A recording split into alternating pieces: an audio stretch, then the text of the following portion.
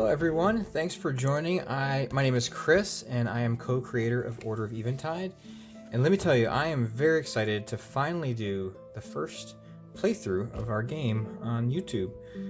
So my friend Chad and I, we just released this game back in November, a few months ago, and we honestly took a good hiatus since then because we were, up until that point, we were play testing and difficulty balancing and stat balancing everything practically full-time this past year in 2024 just to get the game out the door. We've been working on it for so many years and we pushed really hard between our full-time jobs just to make it happen. So needless to say, we had to take a break.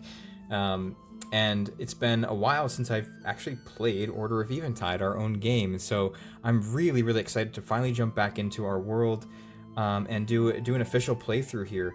Shout out to John and Becky, friends of ours who helped playtest with us like crazy this past year. We'd bounced ideas off them for a while and we roped them in, and they were just so great, providing all kinds of content ideas and things. And we play tested it for hours and hours on end, late into the night, on many occasions, all throughout last year especially, but even in years past. So big thanks to them, and I am ready to jump back into the world of Valeria. I've gone and created 4 heroes already, but I'll run through how I created them just so you can see. And I've printed all of these sheets from orderofeventide.com, which we have available for free. I went with the 2-hero spread sheet. We also have a printout that has an entire a single hero sheet if you prefer that. And now when you play Order of Eventide, you don't need 4 heroes. You can play with 1 or just 2 if you playing solo and you don't want as much to manage. But I figured I'd play with the standard 4. You can even play with more than that. There are variants in the book to support any number of heroes. I printed out a combat sheet and I printed out a dungeon sheet, and I had already gotten started, but I'm gonna actually revert that.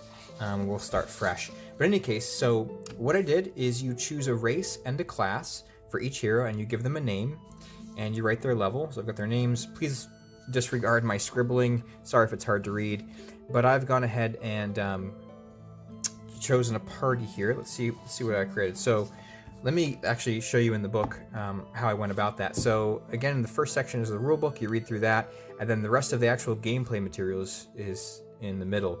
So we designed the game book so that you're really playing out of the center of the book more than the edges. So, and everything's color coded, so it's really easy to find where you left off between play sessions and even during sessions when you're flipping around for different elements of gameplay. But so the races and classes are in the back half of the book. Races are further back because you usually choose them just once at the start of the game and you don't have to go back to the races. Then classes are a little bit closer to the middle because you can change your class at other points in the game as well. But anyway, our first hero we've created is, her name is Lilani, and she is a merfolk. And merfolk, every race has their starting stats and a suggested archetype. These are not something that they have to stick to.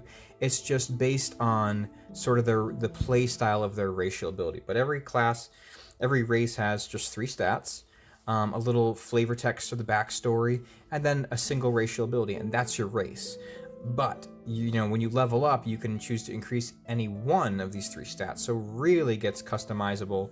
And these choices have heavy consequences as you play, and they will tailor your play style. And then pair that with the class you choose. So we've got Leilani. She is a merfolk. Let me just read the flavor text. These scaly humanoids are cold-blooded and feel at home in any body of water. Although they love to throw grand feasts, they can be awkward around other races.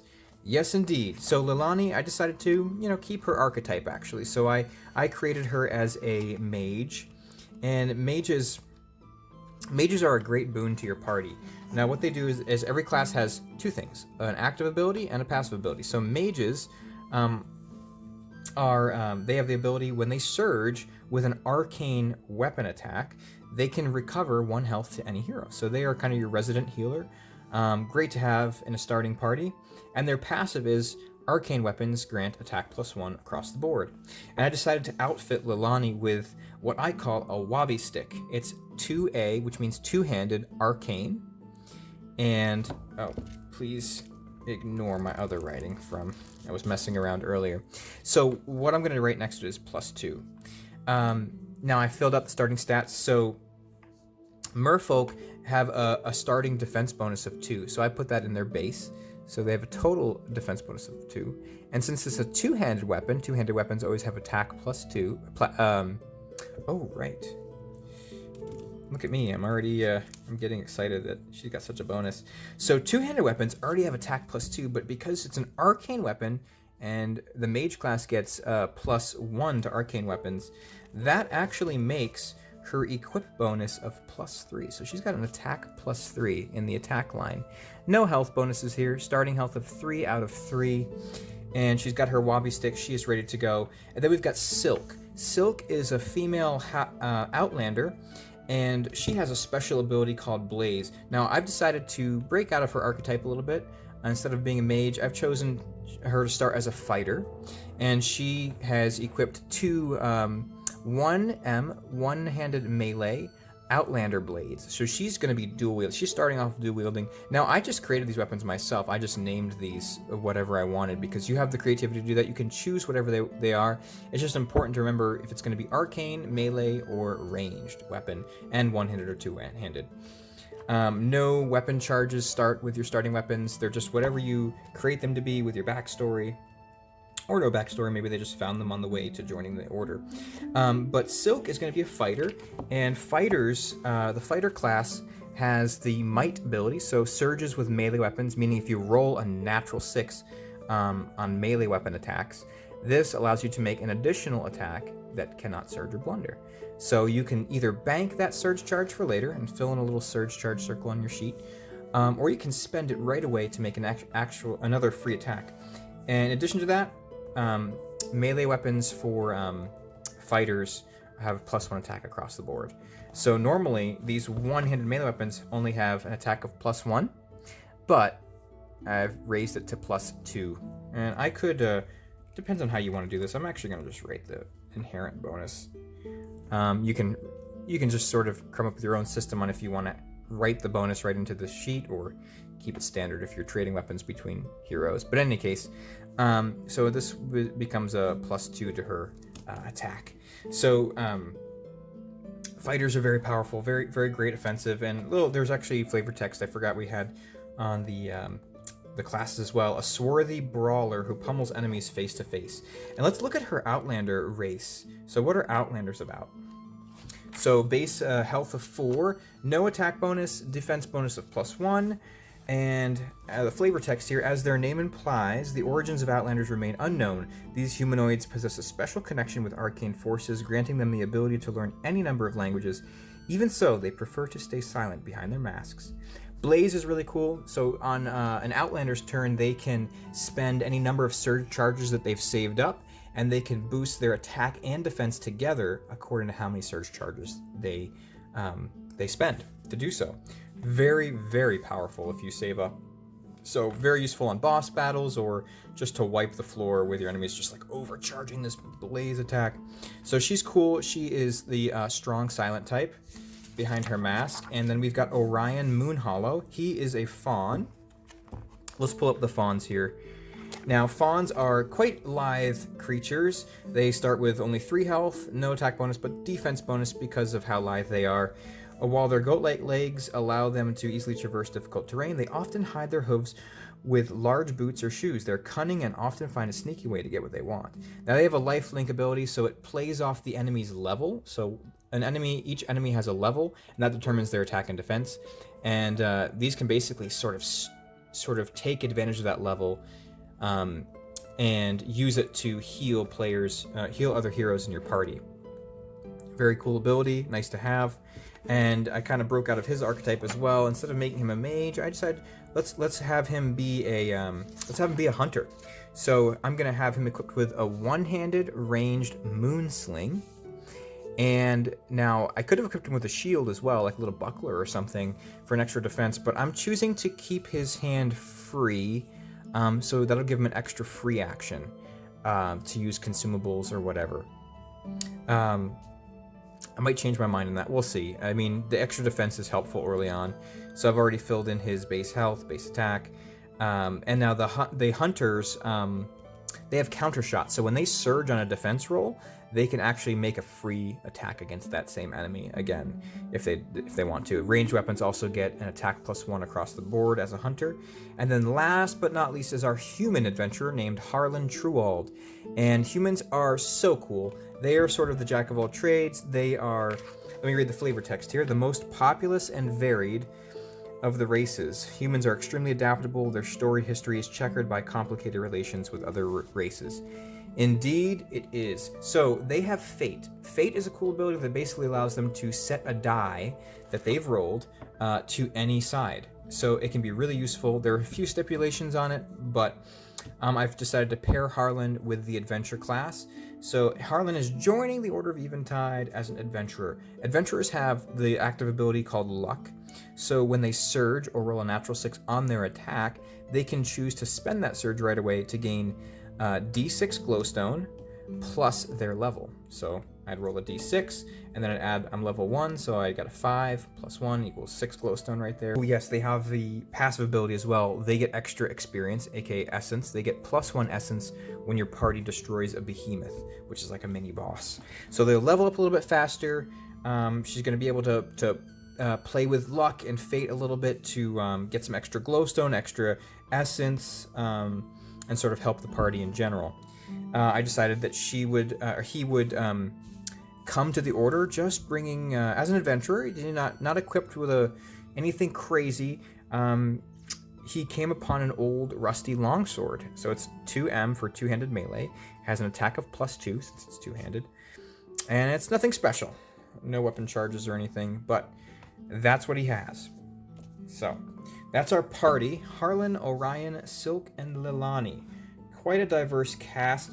And now I've gone ahead and I've already chosen the turn order. So you always choose a turn order outside of battle. So whether you're in town or just before the next battle or before you enter the next room, I should say. And I decided that let's have Silk. Since Silk is our fighter, I put her as player 1. Lilani, our mage, is player 2. Now, the reason there's a little bit of tactics to this. You don't have to do it like this, but you'll figure out pretty quick that the turn order does matter because you can't change it in combat. That is like your set initiative, and you decide before combat. So Silk being a fighter, I figure she has the most chance to do the most damage first. So maybe have her weaken the enemy first. Lilani is up next as our resident mage. She could, if the battle's looking grim from the start, she can potentially hex all of the enemies, weakening them quickly as their turns start happening. And then Orion, our fawn, has a chance to heal, potentially. So maybe keep him not quite last, but not quite first. And then Harlan, if things are going really bad, can potentially use Fate to change a die roll as needed. That's just how I looked at it, so I numbered them. And you can change the turn order with the numbers at any point. That also doubles as your enemy targeting. So when an enemy attacks you, you can roll a d4, and that coordinates with which hero is getting attacked. So let's jump into Kara's Vale. This is where everything starts. So again, the book is color coded, and we start off in the town ledger. So as our heroes, our party, let's say our party was ambushed by wargs as camping along the road, and they fended them off together and decided, maybe we've got some potential, we've got some chemistry here, let's stick together. Oh, you're going to the Order too? Yes, I'm planning to join the Order. So they decided to stick together. They watched each other's backs over the last few nights, and they finally made it to Kara's Vale. There's some introduction to Kara's Vale. Why don't I just read the first part? Kara's Vale is a humble town located at the heart of Valeria. Several generations ago, the Order of Eventide founded Kara's Vale as a base of operations, allowing easy access to Valeria's 6 regions. So they go to the Vale, and the first person they're looking for is the Order Master, Order Master Toriel. Let's read about Order Master Toriel. Order Master Toriel stands as a pillar of strength within the Order, his presence commanding both respect and reverence. With a gaze that seems to pierce through to your very soul, Toriel warns you of the dangers you will face and why it's imperative that you must face them. It was his vision that led to your recruitment, and under his guidance you feel the weight of destiny to rid Valeria of the encroaching darkness and restore the light. His wisdom and might blaze as a beacon in these shadowed times. Toriel's mastery over the arcane allows him to raise your capabilities beyond their limits, and even to pass on your powers to others. That's a little hint at the fact that you can unlock some legacy services if you beat the campaign, if you get that far, if you can survive that far. Legacy services that you can actually use in the same continued world if you want to introduce new parties to the world. And so you'll notice in Kara's Vale, each of the different vendors and things have multiple sections, and these you're paying glowstone, which is our resource like gold in other games, to unlock new services and things. So you come to him to level up, to spend your essence to level up, to change your class. So between dungeons, that sort of thing. Now we're gonna walk through the Vale. We've got our marching orders from the Order Master. We're gonna pass by the innkeeper, by the tavern here, and innkeeper Prenta. He's a really nice guy, but we don't need to sleep at the inn right now. It's still morning. We don't have a lot of glowstone to play tavern toss. We could, but we could lose everything, or we could double and triple what we have. But I'm gonna pass it up, and we're a little tight on money right now too. So I think I'm not gonna go and buy a round of drinks to hear some rumors that would affect the next dungeon potentially. Maybe that'll come before the second dungeon. Merchant Lydia. This is one we're looking for. Lydia is a trusted source of vital supplies, offering everything a hero of the Order needs to stay healthy and strong. Her shelves are stocked with rare herbs, potent elixirs, and restorative potions, all carefully selected. Lydia's keen eye for quality ensures that every item she provides is both effective and reliable, making her an indispensable ally to any adventure. Now you start with Lydia's basic supplies available from the beginning of your campaign. That's this section right here. Now you can spend glowstone to, for example, 85 glowstone you can invest to establish a supply line to a nearby alchemist and unlock craftwork supplies. So maybe a few dungeon runs in, or maybe even after your first dungeon, if you make a good amount of glowstone, you can come back to her and help her establish that supply line and unlock a new set of inventory and then a third tier of more potent supplies. So we're going to want to buy some basic supplies. Now I've already rolled glowstone for each hero, and I've already gone ahead and spent that glowstone, but I rolled collectively about 25 glowstone, and I'm going to buy two health potions right off the bat. So I've already done that, and I think I've put that, who did I give those to? I should probably give them to Orion since he's only wielding the sling in this case. I'm going to circle the potion. So my printer is running out of ink, so it's not the best print job, but I circle the potion. The other symbol there is a Lunite shard, which you can equip. Your backpack only has 10 slots. So I circle the potion, just an easy way. You don't have to use these if you don't want to, but you can stack any number of items of the same, that are identical in one slot here. And then I should mention this too. We have these, you can circle it. This is a weapon, and this is filled in to show that it's equipped, because you could have 4 weapons or shields total, and you might want to unequip some and equip others, maybe just to use their weapon charges if you find magical weapons, which you will. Anyway, I'm going to give these 2 HP potions times 2 to Orion, since he's going to have extra free actions. So we pooled our money together for that, and let's see what else the town has to offer. Again, where you're playing out of the gamebook the most is right in the center, so usually you're opening up to, you know, where you need to be. The regions and then the town are right there, so it's very easy to find what you're looking for. So thank you, Merchant Lydia. We're gonna keep walking through the town, and we meet Tinker Roslyn. I'll save the backstory for when we want to invest in her, but nothing is available right off the bat with her. You need at least 50 glowstone to help her build a workshop. She's looking to build her workshop to do her bomb making for the Order. The blacksmith. Well, let's just read. There's a little bit of backstory about him. You can come to him to reinvest, to reforge your weapons to give them different magical abilities. But I'll just summarize. I'll let you read this yourself. But a recent goblin raid destroyed Corson's workshop, leaving him without the tools of his craft. So you have the opportunity to invest 30 glowstone, not much, to rebuild his basic forge and workshop, allowing him to reforge your equipment. And then again, you can continue to invest more to unlock more weapon reforging options. Lastly, we walk up to the Guild Hall. Let me just read. The Guild Hall stands as the official representation of Valeria's guilds in Kara's Vale. Here the paths of warriors, hunters, mages, and merchants intertwine. Its halls echo with the footsteps of seasoned adventurers and new recruits alike as they seek training, share stories, and forge alliances. Each wing of the Guild Hall is dedicated to one of the 4 guilds. Though diverse in their pursuits, all who gather here are bound by a shared purpose, to protect Valeria and seek fortune in its perilous lands. So a little introduction to each guild on the right side, what you can look forward to in the guilds. They've got feats and perks that you can unlock and titles. And I think it's going to be beneficial. We have about, let's see, 15-ish glowstone left. And I think we're going to want to join a guild. It gives you the page number here. I don't even need it though because it's color coded. So I just look for the guild section in the back, and you've got the fighters, the mages guild in blue, the merchants guild in sort of a tan. So let's look at some of these. So when you join a guild, it costs 10 glowstone, and it might be beneficial if we can afford to just send one of our members to a guild just to have a side quest going to unlock one of those guild perks. New wine is the first, 10 glowstone is the membership fee. Now, new wine, this will unlock the warrior's wine skin, and here's the quest text here. Now, this is going to be really good for offense, but let's see, just skim ahead. Here's some titles you can unlock, which will grant you more glowstone rewards. The Hunter's Guild. I think we're going to want to send somebody to the Hunter's Guild because the Vulture, the Scavenging Vulture, is the first perk you could unlock. So, let's read this quest. I think this is going to be beneficial to us. A cunning species of vulture has long been used by treasure hunters. Taming this creature could provide a valuable ally since they are capable of navigating poorly lit places in search of useful items. However, this mighty bird is fiercely independent and will only submit to a worthy trainer.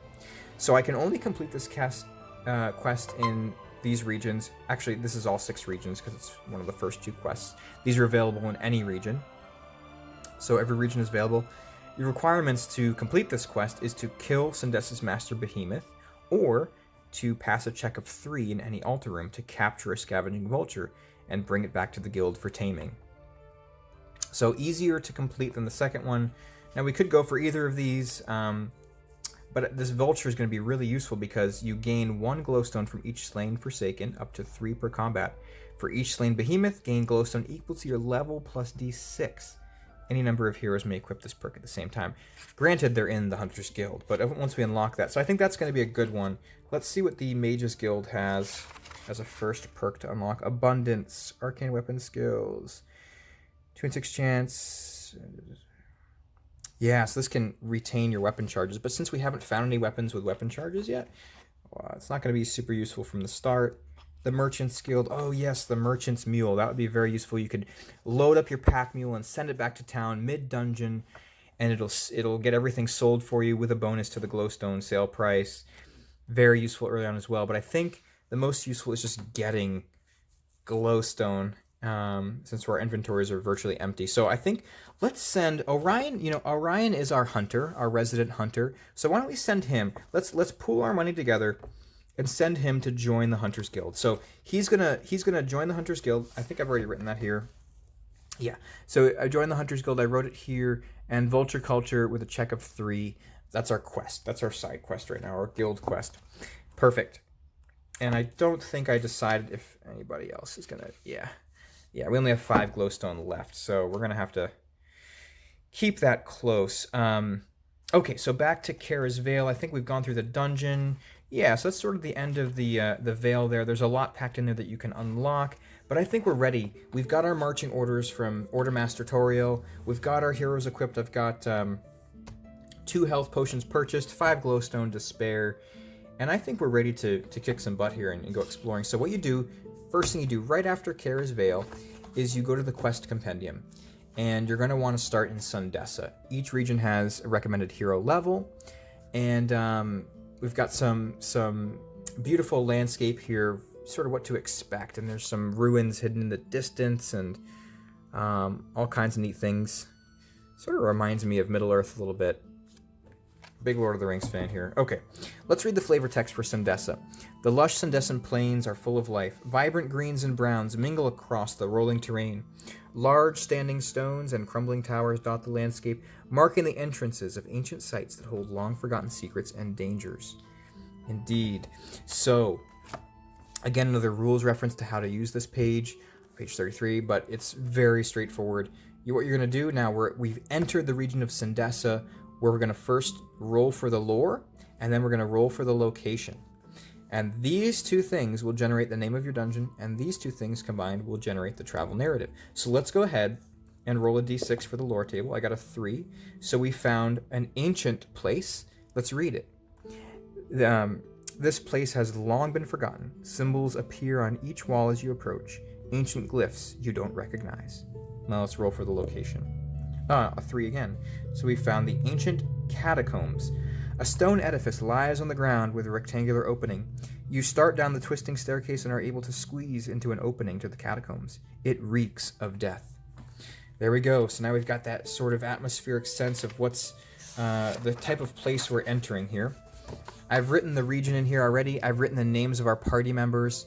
And now if you're playing, like, you could technically do drop-in, drop-out co-op with your friends as long as you both are working from the same a campaign with the same number of heroes, because there's the modifications, very light modifications that will change the some of the ratios in the game depending on how many players. So if your friend also has a 4-hero campaign going, you could take some of his party members to join 2 of your party members, or completely combine them if you want. And then you can write your party members here, but you really use this however you want. You can name your party.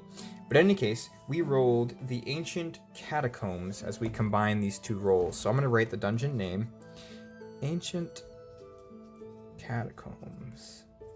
We're in Sandessa. We have not found any altars. We have not killed any behemoths. We can write extra notes here. And so the dungeon begins. I've got like a little token. You can use whatever you want, or miniatures to represent where my party is. We can go north, south, east, or west. And so here it goes. Now we'll explore one room together, and then we'll save the rest of this dungeon for the second playthrough video. But let's go ahead and let's get to the, again, color-coded. So we go to the light tan here. This is Sandessa. So we've entered our first dungeon. We found it among the landscape and the ruins of Sandessa, the ancient catacombs. So let's flip the page. And now every dungeon from Sandessa will use the same tables, but it's quite varied. So the first thing we do, as soon as we choose a travel direction, whoever's playing as the party leader will likely have the final say. Oh, and on that note, let me just flip over to the rulebook section. So just in case anybody's curious, we sort of we made a roll. So if you're playing with 4 individual players, and you want to sort of split up the housekeeping a bit, this is a great way to do it. So the party leader sort of makes decisions which direction to travel, so you don't have to think about it. The archivist, if you only have 1 copy of the book, will have the book in hand, and they'll be the ones rolling on the tables for you. The tactician can have the combat sheet in front of them, and the cartographer can have the dungeon sheet in front of them and do the mapping. So you can split up all the housekeeping. But let's say our party leader decides that we're going to go north. Okay, so we decided our direction, and now let's roll 2d6. As the top of the table says, 2d6, and then you get your result. 6, 7, 8, 9. So we rolled a 9. So we look at 9. This is a combat room with Forsaken. So encounter enemies from the Forsaken table, and your reward if you beat them is 1 essence per hero and 1 treasure. Now the Forsaken table is just to the right here, and before we go and see what enemy we encounter, let's go ahead and draw that room real quick. But that is essentially our room to the north.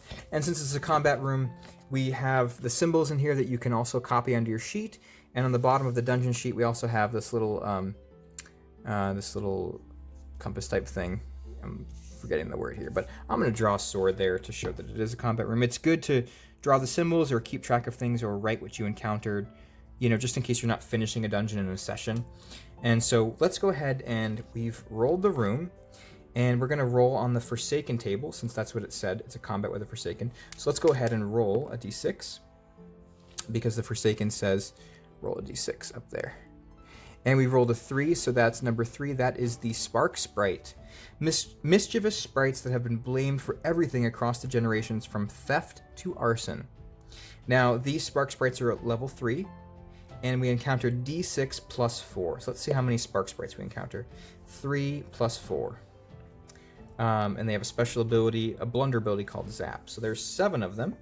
So if I switch back to the combat sheet, let's write Ancient Catacombs. Scary. So that way your dungeon sheet and your combat sheet can go together. You can archive these later. Keep them bookmarked. So we are fighting Forsaken. So I'm going to fill in the circle bubble, the Forsaken bubble. And these are Spark Sprites. I'm going to write Spark Sprites. And then let's see what they have. They have Zap. They're level 3. So I'm gonna write level 3. Oops, I'm the wrong one. Level 3. And we're encountering 7 of them. So I'm gonna fill in these small inner circles. 3, 4, 5, 6, 7. So there's 7 individual enemies. Enemies in this game have only 1 hit point each, unless you're fighting a behemoth, which are like the bosses, and they have multiple hit points. Now that blunder ability, so if I'm defending against a spark sprite or attacking, if I ever roll a natural 1, it will initiate their zap ability. They'll zap me, which causes me to drop an equipped weapon, and I have to use a free action on my turn to retrieve and re-equip it. So here we go, our first battle. I think we can do this first battle, and then we'll call this video quits and save the rest of this dungeon. We'll try to do the whole rest of this dungeon in the second playthrough video. But let's go ahead. Our party is not too scared of these spark sprites.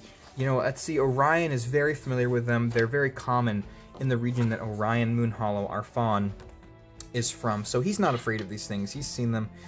Silk is quite intrigued by them, as well as Lilani. They're more intrigued by these spark sprites. And let's say Harlan, our human, he is he's curious, but he's really unsure of what these are. He's never seen them before. Spark sprites. What are spark sprites? So I suppose I don't need my book anymore for the combat here, but let's see. What do we want to do? So I've already got the player order going. So Orion, now Silk is player 1. I made her player 1 for the combat initiative. So I'm gonna try. I'm gonna dual wield here. So I'm dual wielding my. Let me get my dice here. My Outlander blades, and I think we're just gonna go for it. So, okay, so let's see how dual wielding works. Now Silk is gonna go up with her 2 Outlander blades, and she's gonna go right in for those spark sprites. So here we go. Oh, nice. That was a good roll. So I rolled a 5 and a 4, and when you're dual wielding, you just take the higher of your 2 rolls and discard the other one. So I rolled an attack of 5 plus my attack bonus of 2. Remember, now I discard one of these weapons, right? Let's just pretend, or these really mimic the 2 separate weapons that you rolled with my 2 Outlander blades. So you don't add the bonus together when dual wielding. You actually discard one of them, you take the better. So I would have attack bonus of 1 because it's a one-handed melee weapon. But since she's a fighter, melee weapons get an attack bonus of +1. So this effectively becomes a +2, which I've written up here if you recall. So 5 plus 2 is 7. And now you can kill more than one enemy with one swipe. So in this case, if you roll higher than a multiple of their level, you'll kill more than one. So what that means is if I combine 2 spark sprites, that's level 3 plus level 3, they effectively have a combined level of 6. And I've rolled higher than that combined level, therefore I have killed 2 of them. So if I rolled a total attack of 6, I would have only killed 1 because it needs to be higher than the combined level of 6. So there we go. Now, let's just mention, what if I blundered on this roll? What if I rolled a 5 and a 1? Well, in this case, yes, you'd still take the higher one and discard the lower roll, but you still have to activate that blunder after resolving your attack. Even if you kill the enemy will still activate its blunder ability on in its death throws. So blunders dual wielding is a little bit risk and reward. It's a little bit dangerous. Your chance of blundering is higher, but your chance of surging is also higher. So it can be really useful at times to have in your party for dual wielding. So if I rolled a 6 and a 1, I could use that surge right away, as well as resolve that good attack, or I could bank that surge charge. Then I still have to activate the blunder ability. If I rolled 2 surges, you take one of them and you have to actually discard the other surge. You don't get to use it. If you roll 2 blunders, you only take 1 blunder and you discard the other. So you can only blunder or surge once. Anyway, so that was a good first turn. She goes and she does a whirlwind attack with her 2 Outlander blades, and she takes out 2 spark sprites in a shower of sparks. And then a hero has gone, so now an enemy turn always takes place after a hero turn until everybody has gone. And I should mention, I like to use my notes section, just write which round I'm on. So I'm on round 1 of combat. Now it's an enemy turn, and I'm going to draw a little line here to show that this enemy is taking its turn. And if you notice, we have it so that heroes should be attacking from this direction on the chart, enemies attacking from this direction. That helps you keep track of turns and keep combat a little bit balanced. And I should note in the back of our book, we have created our own graphics for how to use the hero sheet for example, how to use the combat sheet and the dungeon sheet. And so this teaches you exactly how to do that. And we've got the little, little lines you can put in there. We've got spaces around the circle to really make it easy to keep track of turns and things.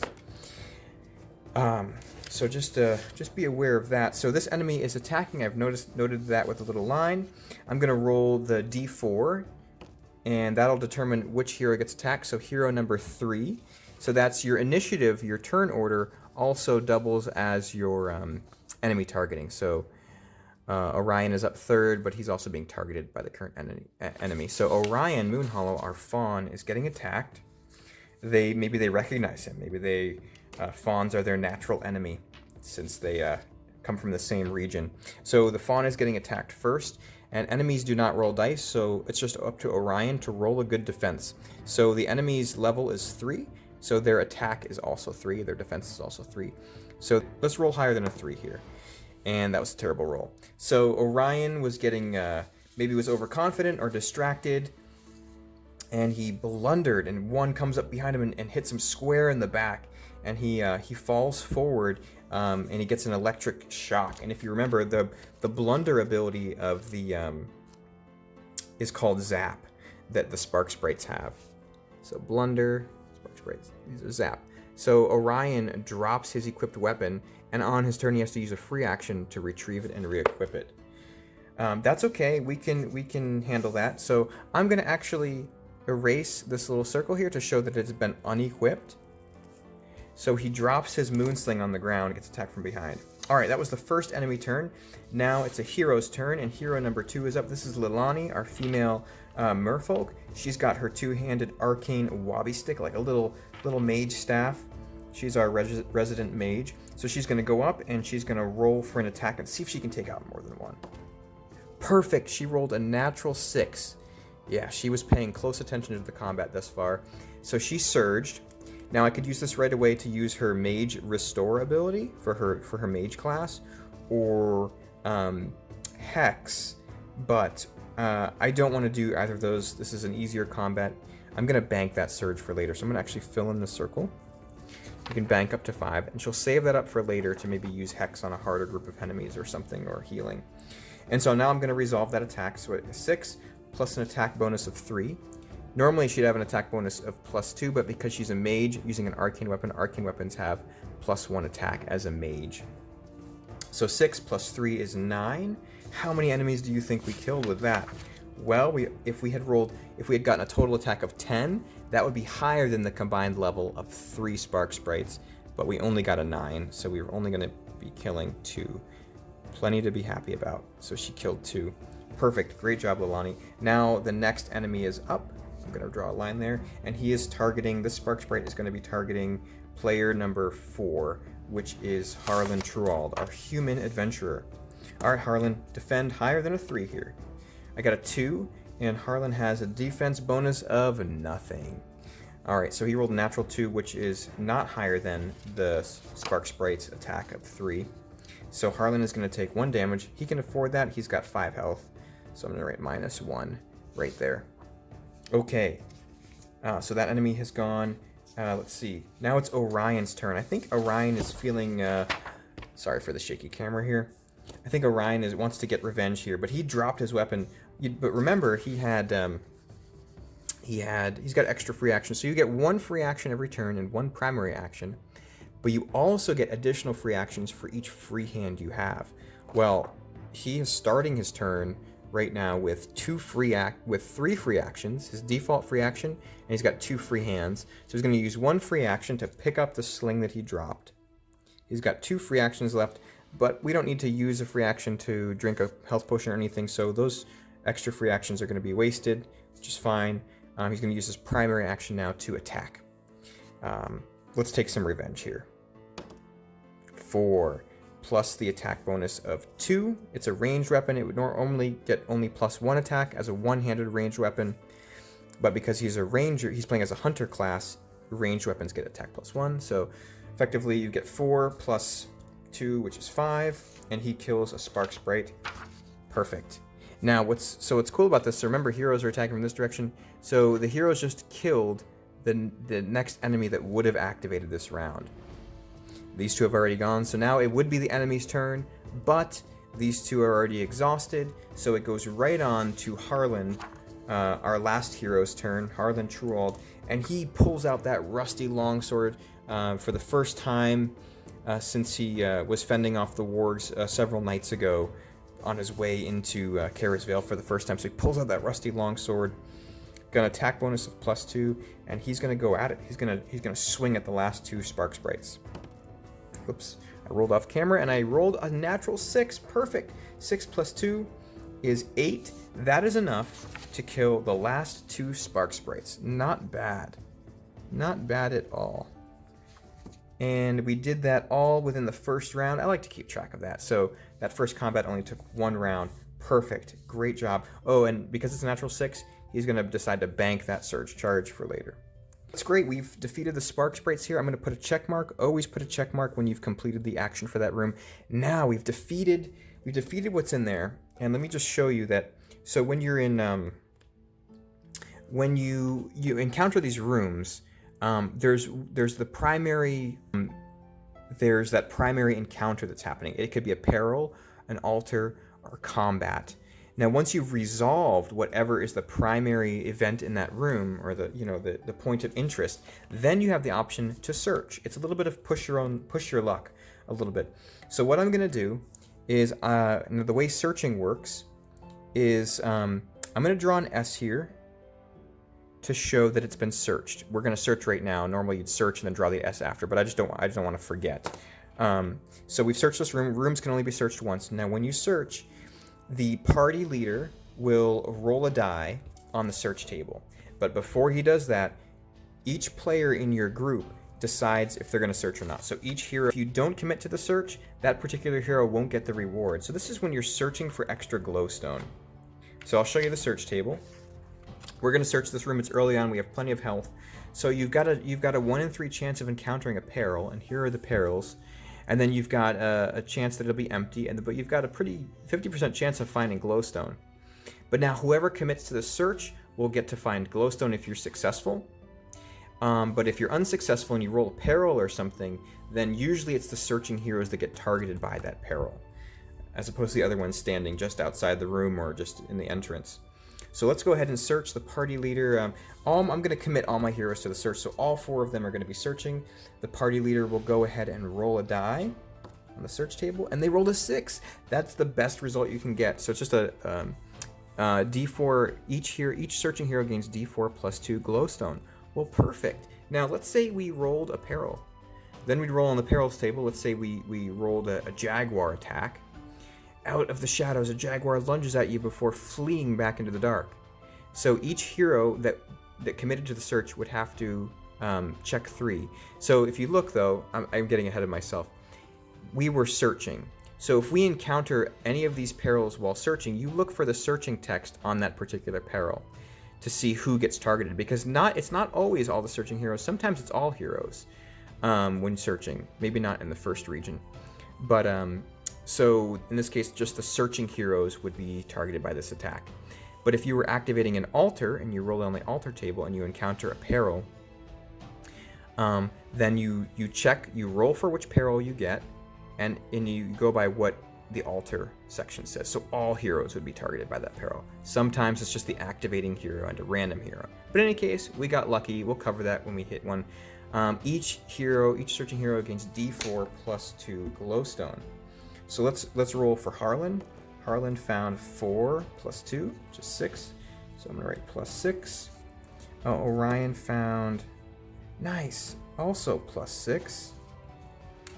And Silk found 2 + 2, so that's +4. And Lilani found 3 + 2 is 5, +5.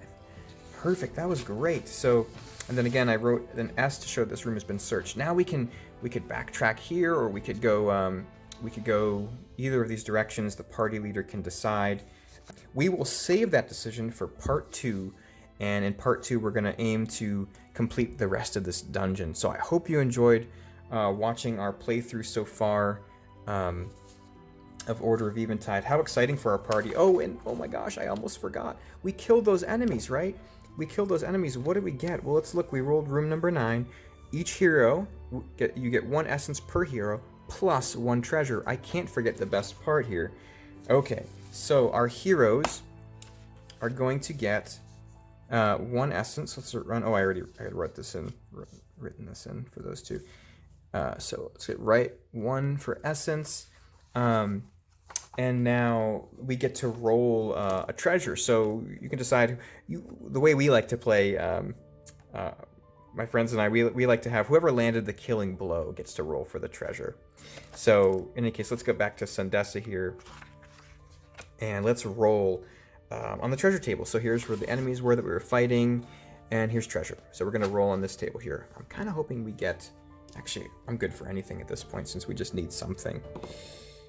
5. Oh, nice. Okay, great. So we got an accessory. We rolled d6. We got a 5. And so then we can roll on the Lunite Shards and Shields table, which is right at the bottom. Lunite Shards and Shields. So let's roll another d6 to see what we found. I rolled off camera here. I rolled a 5. What is that? The Solar Shard. Great. So this Lunite Shard, if you have 0 surge charges and you bank a surge charge, bank 1 extra surge charge, stacking. Awesome. So the way Lunite Shards work is every hero, when they join the Order, they are given a Lunite. They are given an Eventide crest that they wear, usually on their chest, or some might wear it around, hanging from their waist or whatever. But that crest has 2 open slots in it that you can slot in 2 Lunite Shards, and some Lunite Shards are stackable. So, for example, if it says stacking, you could stack as many of these as you want, but granted, since your Eventide crest only has 2 slots, you could only stack up to 2 of these. However, there's later in the game you can upgrade. You can actually slot your create a 3rd slot in your Eventide crest, so you could stack some things up to 3 times. Some will only stack to a maximum of 2. But in this case, so check this out. If we had 2 Solar Shards, then we'd actually bank 2 surge charges if we had 0, which is crazy. So that Solar Shard is great. Let's see which hero we should give that to. We'll give it to Orion, our fawn. He'll get the. I'm going to circle the Lunite Shard as opposed to the consumable icon, and I'm going to fill in the circle to show this it's equipped. So we're going to put the soul 0 surges, bank +1. That's my little shorthand, and that's great. So we've got some essence. We found a Lunite Shard, our first one, the Solar Shard. May that be a good omen of the light that we will be bringing into the dark places in the ancient catacombs. Awesome. Let's see if we can get some behemoth kills under our belt next session, next video. All right, thanks again for watching. Stay tuned for part 2, which will be up soon, and God bless. We'll talk to you soon. Hey everyone, thanks for watching. If you like that video, hit the like button. You can subscribe if you want to keep up with our campaign. I'm hoping to play through the entire campaign and release it many multi-part series here. So I'm really enjoying playing through this solo. It's good to be back in the world of Valeria. And I want to also mention we have a public Discord that we have just launched. If you go to orderofeventide.com, you could join that totally for free. You can see other resources on our website. If you have questions, you can email us. But in the public Discord, you can do player meetups. Chad and I are online on a regular basis. We're happy to answer questions to prospective players. If you're interested in the game and you have questions, or if you already own the game and you have questions about the rules, we're there to answer the questions and join you in the adventuring. We've got some live channels, so if you want to meet up and play Order of Eventide online, that's something that players can do there as well. So check out our Discord at orderofeventide.com. Stay tuned. Again, like and subscribe if you enjoyed that. We look forward to seeing you, and happy dungeoneering.